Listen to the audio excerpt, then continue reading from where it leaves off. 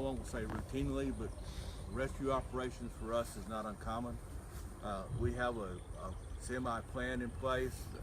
We depend heavily on we have 4 professional full-time fire departments in the county. The rest of the fire departments are volunteers. One department has a full-time volunteer dive team that we use for recovery and rescues. So our plan is to use them first. And then you have to remember too that these guys, most of them are volunteers. They have a job to put supper on the table with, so they sacrifice a great deal to come help us. We like to use them for the first phase of the rescue and search part. Once we've established that we're past that search and rescue operation, we need to get into recovery mode. Then we rely on the game wardens to come in and bring their crews in to do that. That way we got wardens on the water. We can allow the volunteers to go back to their jobs because they still have to make a living and pay the bills. So part of our problem is the hardest thing for us to do is decide where we go from a search and rescue to a recovery mode. And there's no clear-cut guidelines for that. You just got to sit down and look the information you have at hand, the weather conditions, the water conditions, where you're at on the lake, and try to make a decision that will work for everybody. What were the conditions like yesterday? This happened, I guess, around 11:30. I'm just curious what the rain was like and the conditions were. Well, I was in Temple yesterday, and I got 1.5 inches rain in about an hour. So I understand they've got the same amount. I talked to the game wardens, and they told me further upstream where they were at that it rained all day heavy. So we had rain most of the morning yesterday all over. The low pressure center was right over this area, and it was dumping lots of water. I don't know what the conditions were on Fort Hood or exactly where. I've not been to Fort Hood to look at the site that they're at, so I'm just kind of guessing about where they were talking about at the crossing. But it's just basically right over the ridge? The game wardens told me it's about a 5-mile trek up the creek to get to where and of course you got to remember this creek winds and through the hills and stuff, so it's not that far land-wise, but river-wise, water-wise, it's about 5 miles. So, and I was trying to get a lay of the land. So where this incident happened, we're downstream. We're downstream, yeah. We're right at where Owl Creek dumps into Lake Belton.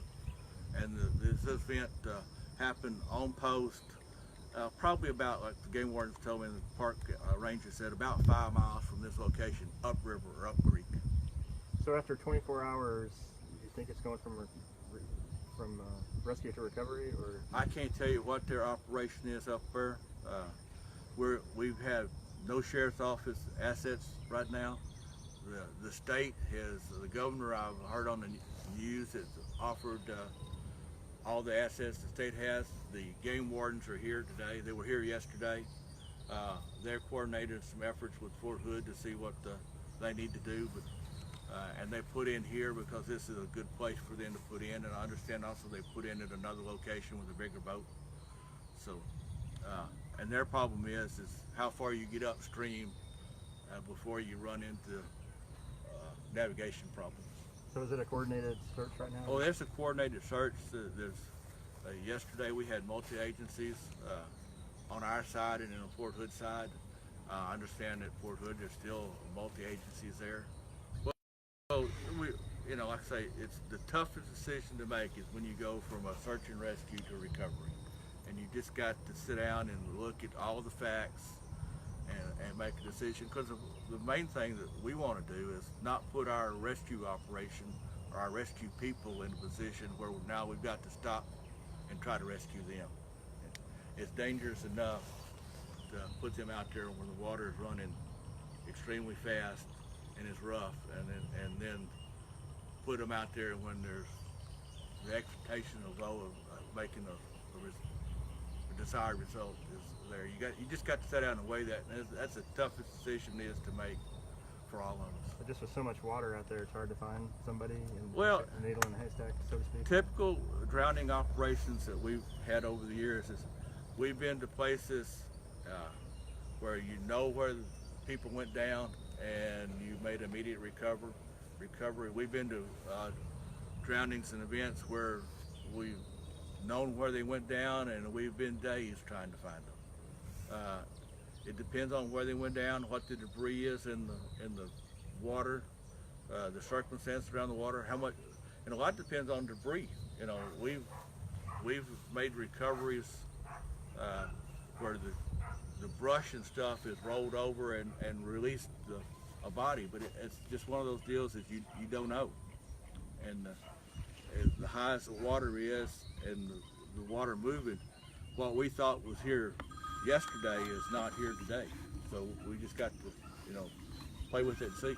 What's your feeling when you hear the numbers on how many? I have no comment about this. I'm not going to comment about personally, as somebody who's I'm not going to comment about the Fort Hood operation. All right. Okay. Thanks, Lieutenant. Can you tell us how deep is the water where they're looking? Can you describe how deep it is? Normally it's 2 or 3 feet. What it was yesterday or today, I have no clue. And what does the water look like here compared to what you're used to seeing? Well, I say the dock sitting right out there, what, about 200, 300 yards out? That's where this road goes to. There's a road there. There's a road there. That road goes out to that dock way out there. You'd never know it by looking. No. So that's the problem we face. And you said it's a tough decision to sit down and decide when to do recovery. Have y'all sat down and made that decision? I don't know if Fort Hood has made that decision or not. That's strictly their decision on their operation on post. I wonder how long these floodwaters are going to be here before they start going back down. They'll be here for a while because you got flooding. This is part of the Brazos River system. It's a Corps of Engineer property, and it's also the Brazos River Authority. We've got dams above us and dams below us. These lakes drop into the Brazos River. The Brazos River is out of its banks at Richmond. So they're not putting any water downstream. Before they really got flooded last week, they were putting a limited amount of water down based on the size of the channel, so there's no flooding. Right now, because the flooding down, the Corps will not put any more water down the channel simply because more water you put down there, it just creates more problems for them on the coast. So we expect, just listen to the Corps talk and the weather reports, we're going to have water in the lake for a while. So this area here is usually 2 or 3 feet? No, this area here is the mouth of the lake, where the creek dumps into the lake. Up there where they were talking about, I'm going to cross that. It's probably running 2 or 3 feet on a regular day. Can you describe that crossing to us that they were talking about, what it's like on a normal day? It's just a low water crossing where the road dips down and there's a culvert and water goes under the culvert. And have you heard of other issues there before? Have y'all had to be out here for other rescues?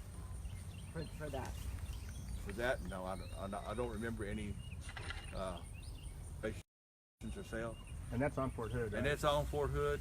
The only difference in this is it's so close to the boundary line, and it got down, but we understand.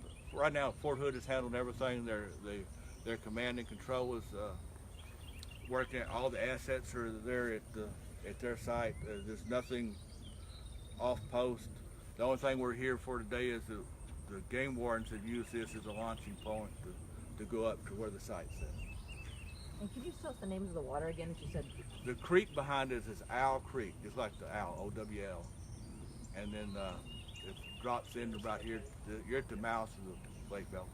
And the search is about 5 miles up. The search is about 5 miles up the stream. The helicopter looks a lot closer than 5 miles to me, but maybe. Well, he could very well be. You know, they may be typical when you do a helicopter search. You start at the center and work your way out.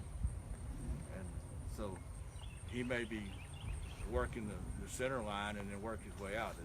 Just whatever their grid pattern is. Lieutenant, can you give us a idea of how wide the water usually is here? It's probably 30 or 40 feet across. Okay. You know, but like I say, you can tell where the dock is. And it's not. This creek is not that big of a creek. I mean, there's water in it, but it's not a large river. So the floodwaters have backed up in the creek plus what the runoff is. So that gives you a pretty good idea how much water we have. Crazy. Well, thanks, Lieutenant. Very All nice. right. It was very nice of you All to right. talk to us. Appreciate it.